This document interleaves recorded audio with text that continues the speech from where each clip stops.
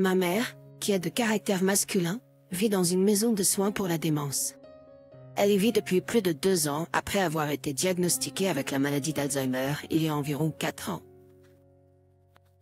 Mon frère Todd, qui a toujours été le préféré de maman, n'a pas quitté notre maison jusqu'à la trentaine dû à des problèmes de santé mentale. Il a toujours été un peu un fêtard et a passé ses débuts 20 ans à se droguer et à compter sur nos parents pour s'occuper de lui. En conséquence, notre mère a toujours été protectrice envers lui et a satisfait à tous ses besoins. Lorsque notre père est décédé en 2014, notre mère a signé des papiers pour me nommer son mandataire lorsqu'elle en aurait besoin, car je suis toujours responsable et mature que Todd. Il n'aurait pas pu être digne de confiance pour cette responsabilité. Il y a un peu plus d'1 semaine, Todd a visité notre mère et quelques jours plus tard, j'ai visité. Lorsque j'étais dans l'établissement, une infirmière m'a dit que ma mère ne reconnaissait pas Todd et était bouleversée que quelqu'un qu'elle ne connaissait pas soit dans sa chambre. J'ai ensuite dit à l'administrateur de la maison de retraite qu'elle n'aurait pas de visiteur autre que moi. En tant que POA, je sens que c'est ma responsabilité de m'assurer qu'elle se sente en sécurité et heureuse là où elle vit. Comme elle ne reconnaît souvent pas la famille, et pourrait être bouleversée lorsque quelqu'un qu'elle ne reconnaît pas est dans sa chambre. J'ai dit au personnel de la maison de retraite de ne pas autoriser les visiteurs, sauf mon épouse et moi. Nous sommes ceux qui la voyons le plus et sommes ceux qui sont le plus impliqués dans ses soins. Je n'ai pas voulu faire cela, mais c'est ce que je sentais que je devais faire pour préserver autant que possible le bonheur de ma mère. Maintenant, mon frère et ses filles, mes nièces, m'envoient des SMS depuis 1 semaine sans arrêt, m'appelant un idiot pour ne pas les laisser voir leur mère / grand-mère. J'ai expliqué que ça n'avait rien à voir avec eux, c'était à propos de ma mère et de ce qui était le mieux pour elle. Mais ils ne comprennent pas cela et insistent sur le fait qu'ils devraient être autorisés à la visiter, même si elle ne les reconnaît pas. J'ai proposé de leur permettre de passer des appels vidéo. L'établissement dispose de tablettes qu'il laisse les résidents utiliser pour passer des appels vidéo à la famille. Cependant, ils ont dit que ce n'était pas la même chose et continuent de m'appeler un idiot pour ne pas les laisser la visiter. Je pense que mon devoir est de faire ce qui est le mieux pour ma mère. Et la présence de visiteurs dans sa chambre qu'elle ne reconnaît pas la perturbe clairement. Néanmoins, les retours négatifs de ma famille m'ont fait remettre en question. Est-ce que je suis un idiot? Eddie, mon frère et sa famille sont les bienvenus pour visiter ma mère avec moi. Ils n'aiment pas cette solution parce que mon frère travaille de nuit et il est difficile pour nous de trouver des moments où nous sommes tous disponibles. J'ai proposé de fixer des créneaux horaires quelques jours par mois pour une visite ensemble. Cependant, ils s'y opposent et insistent pour pouvoir visiter à tout moment. À moins que votre frère ne soit violent envers votre mère, le tenir éloigné d'elle n'est pas vous aider réellement. Sa maladie ne devrait pas être utilisée contre elle pour l'isoler davantage après tout. Le plan de traitement de mon proche atteint de m'indiquer à lui rappeler les choses qu'elle connaît pour le papers. Je ne comprends pas la cruauté que vous estimez utile à votre mère. Elle aura de bons jours et de mauvais jours, et garder les gens qui l'aiment éloignés d'elle peut aggraver les mauvais moments. Que conseillent les médecins de votre mère? Attendez, il est venu une fois, et elle n'a pas bien réagi, alors vous avez interdit à tout le monde.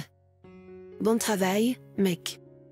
Les patients atteints de démence, d'Alzheimer, etc., peuvent ne pas reconnaître un parent un jour et le reconnaître parfaitement le lendemain. Les couper brutalement n'est pas dans l'intérêt de votre mère, mais vous en moquez parce que vous voulez vous venger de votre frère. Vous ne parlez que de la façon dont le frère était le préféré et de la façon irresponsable qu'il était il y a 20 ans et plus. Vous avez parfaitement raison. Cela crée isolation pour tout récupérer quand elle décède et que personne ne peut y faire objection. Donc, personne ne peut la voir, sauf vous et votre femme? Le médecin est d'accord? Je me sens mal pour la femme coincée avec vous comme POA. Que prévoyez-vous de faire lorsque viendra le moment où elle ne vous reconnaîtra plus? Tout à fait. Quel manque de générosité de votre part de ne pas laisser votre frère et les autres membres de votre famille voir votre mère. Quelle bassesse de votre part d'exercer votre pouvoir pour leur prendre cela. Ce que vous avez fait est répugnant, car les gens atteints de démence ont de beaux et de mauvais jours. J'ai dîné avec mon mari et mes enfants 2 nuits plus tôt dans un restaurant familial, le genre d'endroit où l'on s'attend à voir beaucoup de familles avec de jeunes enfants. Pensez pizza et doigts de poulet. Quelques tables plus loin, se trouvait une grande tablée avec un bébé. De temps en temps, le bébé faisait un adorable babillement. Pas de problème, c'est un restaurant familial. Mais alors, une femme plus âgée, sûrement la grand-mère du bébé, imitait le babillement du bébé mais à probablement 3 fois le volume. Après 15 minutes, je me suis rendue à leur table et leur ai demandé de baisser un peu leur hat. Je leur ai dit que je comprenais qu'il était amusant d'être de sortie avec un bébé, ce n'était pas si loin pour moi, mais que j'ai demandé que les grands-parents parlent à voix basse, au volume D. Enfin, l'une des autres femmes se lève et se met à hurler sur moi en disant qu'elle a le droit d'amener ses enfants dans un restaurant familial et que je dois cesser de les harceler. Je leur ai calmement expliqué que le bébé allait très bien, aucun problème avec moi. Mais les adultes ne devraient pas essayer de crier plus fort que le bébé en jouant avec le bébé. Cette femme s'est énervée contre moi en criant et en hurlant que je harcelais sa famille, qu'ils ont le droit d'amener leur bébé où ils veulent, et a ajouté quelques jolis mots en 4 lettres dans ma direction. Aussi, oui, y compris celle-là. L'ensemble de la fête s'est finalement levé dans un mouvement d'humeur, à crier. Il est clair que les familles ne sont plus les bienvenues ici, et sont sorties du restaurant en emportant leur repas sur la table. Le gérant est passé et m'a dit qu'il avait tout entendu et que la famille avait sauté une facture de 70 $. J'ai proposé de payer, mais il a refusé, insistant sur le fait que ce n'était pas de ma faute. Cependant, plusieurs personnes à des tables plus éloignées ont continué à me regarder pendant tout le reste du repas. Et lorsque nous étions dans le parking en partant, une femme à qui je n'avais jamais parlé avant est venue me voir et m'a dit que je devrais avoir honte de moi pour avoir dit à cette gentille famille de partir, même si ce n'est pas. Ah, qu'est-ce que demander? Je me sens juste tellement frustrée parce que les gens semblent si en colère contre moi, même si je suis sûre qu'ils n'ont entendu que le côté de la conversation de la femme qui criait tout en haut de sa voix, que j'essaie d'être une voix calme. Eh bien, c'est certainement une vraie chose qui arrive, et parfois ce n'est même pas pour de mauvaises raisons. Les gens qui ont du mal à entendre ont tendance à parler plus fort parce qu'ils ne reconnaissent pas leur propre niveau décibel par rapport aux autres. Je vais aussi opter pour tuer l'idiot, uniquement parce que je doute de votre récit. Si vous étiez calme et raisonnable, les autres personnes autour de vous ne prendraient pas le parti de la femme qui criait des gros mots à tue-tête dans un restaurant rempli d'enfants. Personne n'utilise le terme « gentille famille » pour décrire un groupe qui criait et hurlait ce genre de langage autour des enfants, à moins que ce ne soit des Australiens. Si elle criait vraiment cela, je frémis à l'idée de ce que vous auriez pu faire pour influencer l'opinion publique en leur faveur. Il y a 2 semaines, un étudiant de collège, qui vit dans l'appartement voisin, est allé de porte en porte dans chaque appartement de notre étage et des étages inférieurs et supérieurs pour avertir chaque voisin qu'il avait des examens universitaires à venir et qu'il étudiait. Alors, nous ne devrions pas faire de fête jusqu'à la fin de ce mois. Elle était assez gentille et après avoir traversé la période stressante d'examen, j'étais compatissant. Je suis d'accord pour ne pas faire de fête bruyante, mais je lui ai dit que mon anniversaire était le vendredi soir et que j'aurais probablement quelques amis et aurais de la musique douce. Cela l'a énervé quand je lui ai dit cela et m'a dit que je ferais mieux d'être calme. Je n'aimais pas trop son attitude parce que j'essayais d'être empathique et je lui ai aussi dit que je ne ferais rien de fou pour une fête à part de la musique douce et quelques amis. Le jeudi soir, après être rentré du travail, j'ai vu 2 notes, l'une à l'entrée du bâtiment et l'autre dans l'ascenseur, qui disaient « Je suis l'étudiant du collège du 7e étage. S'il vous plaît, vous abstenir de tout type de rassemblements sociaux qui pourraient perturber mes études pendant cette période stressante. » Je n'y ai pas beaucoup pensé, je n'étais pas en train de planifier une fête, comme je l'ai dit. Le vendredi soir, j'ai eu 3 de mes amis les plus proches qui sont venus. Nous n'avons pas fait la fête. Nous nous sommes juste détendus dans mon appartement et avons eu de la musique douce qu'on entendait à peine dans ma propre chambre, sans parler des appartements à côté. Le samedi matin, il y avait une note dans l'ascenseur à nouveau, me nommant, disant que Mademoiselle X du 7e étage et du numéro d'appartement X a violé l'accord et a eu un rassemblement social le Vendredi soir, complètement méprisant le temps stressant que je traverse.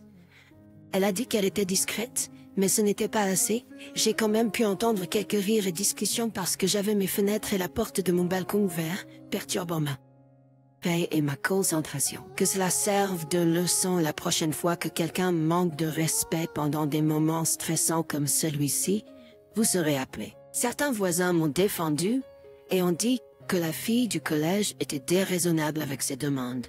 Mais d'autres voisins ont pensé que j'étais un idiot et que je devrais aller dans un restaurant ou un bar à la place d'avoir une réunion chez moi. Sentaïma n'y a pris... Ah, on ne sait pas. Quoi? J'aime qu'elle pense qu'elle peut se promener en demandant aux gens de ne pas avoir d'invités dans leur propre maison et semble croire qu'elle a créé un accord. Elle a l'air dérangée, pour être honnête, et tu n'es pas l'idiot. Si elle a besoin de calme de manière aussi désespérée, elle devrait chercher d'autres endroits pour étudier, comme une bibliothèque. Je suis stupéfait que des voisins aient accepté cela et t'aient appelé. T'ont-ils dit? Quel est leur raisonnement ou justification pour que tout un immeuble doive être en lock-out pendant un mois parce qu'un seul locataire l'exige et que ce locataire n'a pas à assurer sa propre tranquillité en fermant ses fenêtres? Je suis vraiment curieux de l'état d'esprit de quiconque trouve ce locataire responsable. Ouais, je trouve ça agaçant et drôle qu'un voisin pense qu'elle est raisonnable. Je suis un grand introverti et j'aurais trouvé des raisons d'avoir des gens tous les soirs jusqu'à ce que ses examens soient terminés si elle avait essayé de faire ça. Wow, je veux dire, wow. Dites-lui d'acheter des bouchons d'oreilles. Ma sœur aînée, 29 ans, et mon frère, 26 ans, vont bientôt se marier. Toute la famille aime sa fiancée. Nous l'avons déjà acceptée comme faisant partie de la famille, même s'ils ne sortent ensemble que depuis 2 ans. Ils sont fiancés il y a 4 mois. Elle était extrêmement excitée et nerveuse à propos de la robe en particulier. Elle a demandé à quelques amis et membres de la famille proches de l'accompagner pour acheter la robe. Nous sommes allés dans le magasin et elle nous a laissé chacun choisir une robe que nous voulions qu'elle essaie. La plupart de ma famille a choisi de grosses robes, principalement parce qu'elle est trop mince et que nous pensions qu'une robe serrée la ferait mauvaise mine. Toute ma famille est assez grande, sauf mon frère qui s'est mis en forme à un jeune âge, et un cousin qui avait un trouble de l'alimentation. Et c'était si mauvais qu'elle en est décédée pour des raisons connexes. Nous avons donc toujours été inquiets pour la santé de notre future belle-sœur, bien qu'elle dise qu'elle est simplement mince et en bonne santé. Eh bien, elle essayait les robes et l'une de ses amies avait choisi une robe sans bretelles de type sirène. Oh well, ça fait un mauvais sur elle. Ça la faisait paraître malade et peu saine. Je lui ai dit que j'aimais pas ça. Ça ne lui allait pas avec sa personnalité. Ma famille était d'accord avec moi, mais sa famille et ses amis ont dit qu'elle était magnifique avec. Elle a changé de robe et ainsi de suite. Ta n'a pas encore acheté de robe parce qu'elle veut encore réfléchir aux options à celles qu'elle préfère. Elle et moi sommes sortis manger hier car je suis responsable de son gâteau de mariage. Je possède une boulangerie. Et nous devions parler de cela. Nous avons également dit différentes choses. À un moment donné, elle m'a demandé pourquoi j'étais contre certaines de ses robes qu'elle avait essayées l'autre jour. Je dis que je pensais juste qu'elle avait l'air mieux dans une robe grande taille. Cela la fait paraître comme une princesse. Elle m'a dit qu'elle envisageait d'acheter une robe coupée sirène et m'a demandé pourquoi ce type de robe ne la faisait pas paraître comme une princesse. Je lui ai dit honnêtement qu'elle la faisait paraître trop mince, comme si elle était malade. Elle a roulé des yeux et m'a demandé si ça la faisait paraître anorexique. Je lui ai dit, ouais, un peu. Tu ressembles, nom du cousin, dans sa robe de bal. Elle m'a dit que j'étais terrible et puis est partie. Elle a ensuite dit à mon frère ce qui s'était passé et il m'a appelé pour me réprimander aussi. Est-ce que je suis l'idiot dans cette histoire? Oui, tu es l'idiot. Tu dis que ta famille l'aime bien, mais toi manifestement pas. En toute honnêteté, tu as l'air jaloux en réalité et comme si tu avais de gros blocages concernant la taille. Je suppose qu'elle a probablement roulé des yeux avant de poser la dernière question, parce que c'est quelque chose dont tu parles toujours. Elle est probablement juste naturellement mince. Laisse cette pauvre femme tranquille, je dis. Oh, OP, nous savons que tu n'aimes vraiment pas la fiancée de ton frère, je dis. Malheureusement, ton histoire dégouline de venin, ai-je dit. Tu la rabaisses de plusieurs façons, ai-je dit. Et ce n'est pas stupide d'aimer les mariages. Juste parce que tu n'es pas intéressé par Sexta, ne le rend pas stupide. En fait, ta boulangerie doit probablement beaucoup de clients grâce à eux, ce que tu ne trouves certainement pas stupide. Mais OP n'est pas comme les autres filles. Choisis-moi. Le fer à repasser, OP fait des affaires qui marchent grâce à de telles choses stupides et clairement perdues pour OP. La cérémonie et l'art sont une partie essentielle de l'humanité. C'est aussi le cas de manger ensemble et de réunir les familles. Vous sonnez si jugemental et méchant. Je suis un père célibataire de 45 ans pour ma fille adolescente. Quand ma fille n'avait qu'un mois, sa mère a décidé qu'elle ne voulait plus être mère et est partie. Donc depuis, c'est juste ma fille et moi. Ma fille a grandi avec des amis et d'autres filles dont les mères faisaient tout ce qui était girly, maternel avec elle. Mais pour ma fille, j'étais celui qui l'aidait à se préparer pour les compétitions de danse, qui l'emmenait à des concerts comme Taylor Swift et Harry Styles, qui l'accompagnait faire les magasins. Pour des vêtements, et bien plus encore. Donc avec la plupart de ses amis, elle m'a donné le titre de père-maman. Ironiquement, parce que je joue les deux rôles dans la vie de ma fille. Bien sûr, hier c'était la fête des mères. Ouais, ma fille a publié un message avec 2 photos, une photo d'elle avec ma mère et ma sœur et une photo d'elle et moi seule.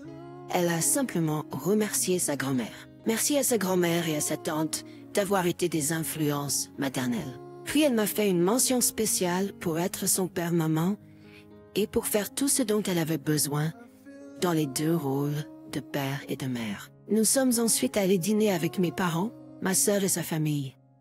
Ma sœur a demandé à ma fille pourquoi elle m'avait mentionné dans son message de la fête des mères. Ma fille a répondu, « Eh bien, papa est un parent célibataire, donc il joue les rôles de mère et de père. Je n'ai qu'un seul parent, pas 2. » Ma sœur a dit, « Eh bien, c'est ce que la fête des pères est pour. » Elle s'est ensuite tournée vers moi et m'a traité d'idiot parce que la fête des mères n'est qu'un jour dans l'année. Donc je ne devrais pas encourager ma fille à me célébrer comme mère ce jour-là. Ma mère n'a pas ressenti qu'il y avait quelque chose de mal à ce sujet, mais je me suis sentie comme un idiot. Donc je suis un idiot? C'est drôle que lorsque les femmes se postent elles-mêmes le jour de la fête des pères parce qu'elles sont mères et pères, personne ne cligne des yeux. Hommage à toi pour être tout ce dont ta fille a besoin. Assez difficile, Geraint. Il est difficile de comprendre et de nourrir ses intérêts. Cela en dit long sur l'homme droit que tu es. C'est pas une bonne chose pour ma sœur. Cela semble être de la jalousie qu'elle ait été mentionnée ou du ressentiment parce que ta fille l'a mentionnée aussi. Dans l'ensemble, c'est une hypocrite et chanceuse d'avoir été mentionnée puisqu'elle n'est techniquement pas la mère de ta fille. C'est exactement là où mon esprit s'est dirigé. Elle voulait être reconnue dans un rôle maternel et n'était pas heureuse que OP ait eu un meilleur hommage qu'elle. Je suis une mère célibataire, et mes enfants me célèbrent pour la fête des pères depuis environ 10 ans. L'opinion de votre fille sur vous est la seule qui compte dans ce groupe. C'est beau. Le commentaire de ma sœur est restrictif par genre et ne tient pas compte de tous les genres. Juste parce que vous êtes un mâle, vous ne pouvez pas être maternelle? Qu'en est-il des femmes qui agissent en tant que pères ou des individus qui ne s'identifient pas au rôle de genre traditionnel?